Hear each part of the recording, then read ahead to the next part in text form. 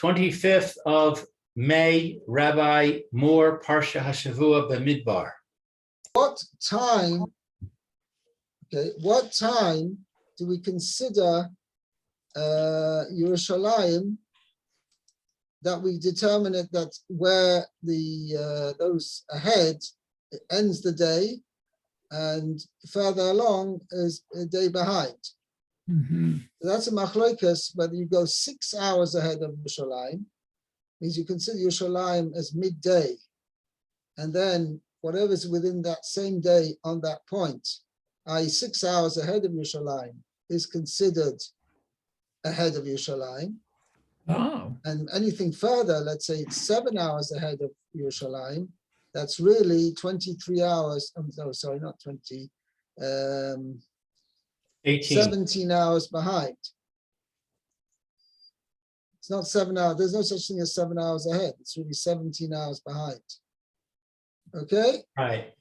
Or right. Or do you consider Yerushalayim at 6 o'clock in the morning, and therefore whatever's 12 hours ahead of Yerushalayim is considered ahead of Yerushalayim. Whatever's 12 hours behind is considered behind. Okay, it's going to come out enough Gemina whether the date line is in the middle somewhere of China, I believe, or towards the eastern China, or is the date line going to come out in the middle of the Pacific somewhere? But one interesting point, but Chazon Ish holds it's 6 hours, the date line is 6 hours ahead of Yerushalayim, but he says a very interesting point. There's no such possibility that in one continent there's 2 different times. You can't, as one continent can't keep 2 different days. Isn't there a problem with Hong Kong, that Hong Kong is in between the 2 opinions? Could well be. Japan, we were discussing Japan. Right. Japan is definitely under that category. Oh, and it's an island.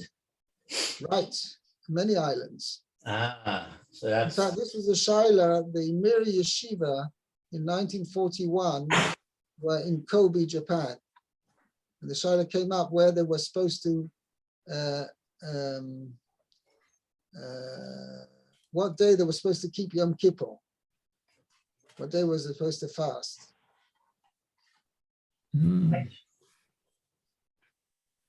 Wow.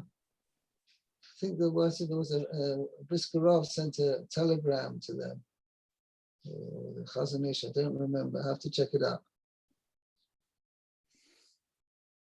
He told them to keep the later day. Yeah. Okay. Let's go on. Actually, next Rashi is on Pasuk Tes.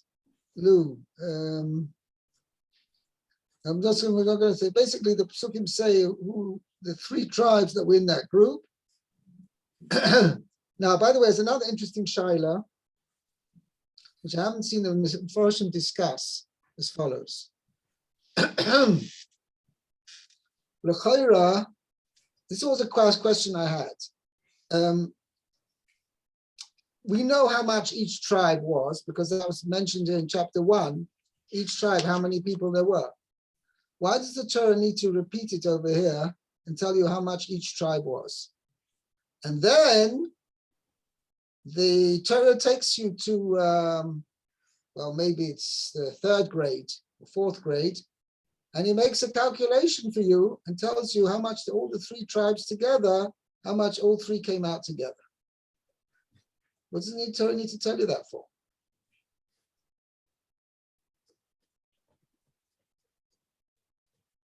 Okay. You could ask the same question about the ages in the beginning, where it talks about he was born at this date and he died at this date and how many years he lived. Yeah, I mean, right in Parshas, end of Parshas Bereshis and Noach. Right. Noach actually doesn't mention it so much, but in Parshas Bereshis. Right. Yeah, it's a similar question. Yeah. I'll go upon him. So here I wanted to suggest an interesting idea. L'chaira, each one of these groups of 3 tribes, each one, the group of 3, each one had an equally sized area. And each one took up, as I mentioned before, the Gemara says it was divided up into the 9 squares. I'll show you the drawing tomorrow, which it wasn't exactly 9 squares. It was actually, I have it here somewhere. No, I think I lost it last year.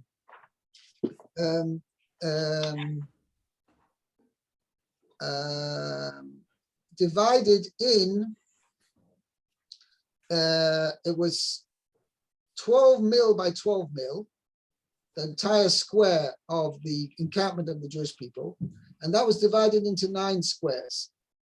And the 9 squares were in the 4 corners. 4 corner squares were for the animals. The 4 middle squares on each side were for each one had 3 tribes. And the middle was where the Mishkan was. What I'm going to show you in the drawing tomorrow is that the middle square was also partially occupied by the tribes, because there's just a little mathematical calculation over here.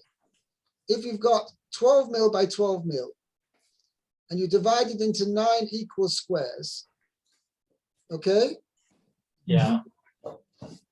That means each square is going to be 4 mil by 4 mil. Because 12 divided by 3 is 4. And therefore each square is 4 by 4. And you're going to come out to the 9 squares, each the total thing is 12 by 12. Now, Rashi says that the Mishkan was, now 1 second. What is going to come out the size of the middle square? 4 by 4, 4 mil by 4 mil. Okay? Now, Right. Rashi says that the encampment, the Mishkan, was no more than 1 mil away from the camp on all sides. That means the distance between the 2 camps in the middle could not have been more than 2 mil, because you've got each side is only 1 mil. So therefore, no, it's the side of from Machane Yehuda till the Mishkan was 1 mil. And from Machane Ephraim on the other side was 1 mil. So therefore, the distance between the 2 camps could not have been more than 2 mil. So in the middle, the box where the Mishkan was no larger, even slightly smaller than 2 mil by 2 mil. So it had to be that not only the tribes, they fill in the outer camps, the 4 by 4, but they encroached inwards as well. I'll show you a drawing tomorrow, Bez Hashem. I'll make a drawing. I'll show you it clearly.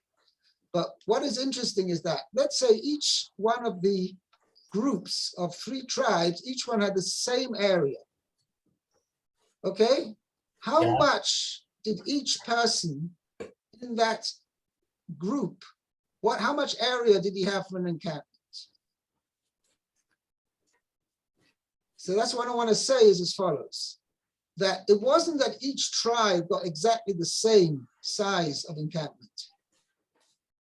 Each group of 3 tribes together got the same size, and therefore, let's give an example over here. It says in Parsha Tes,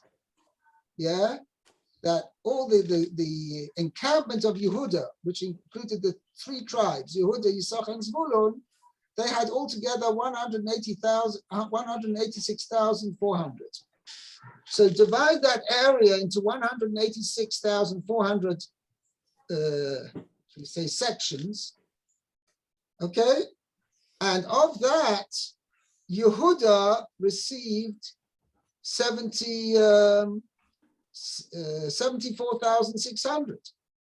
And Yisachar received from that 54,400. And Zvulun received from that 57,400.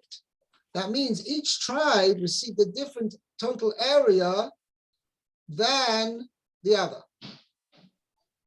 Because each person received pretty much, in that group, received the same size. Are you with me? Yes. Okay. Okay, actually, maybe we'll discuss again tomorrow. I'll show you my diagram and we'll discuss it more. Oh, tomorrow. okay, great. Okay? Have a good day. Okay, you too, Okay, Rabbi. sorry for the interruption in the beginning. I had some business that I had to take care of. Okay. I hope it was taken care of. Is that Yes, thank God. Thank you. Good. Be well. Okay, bye-bye.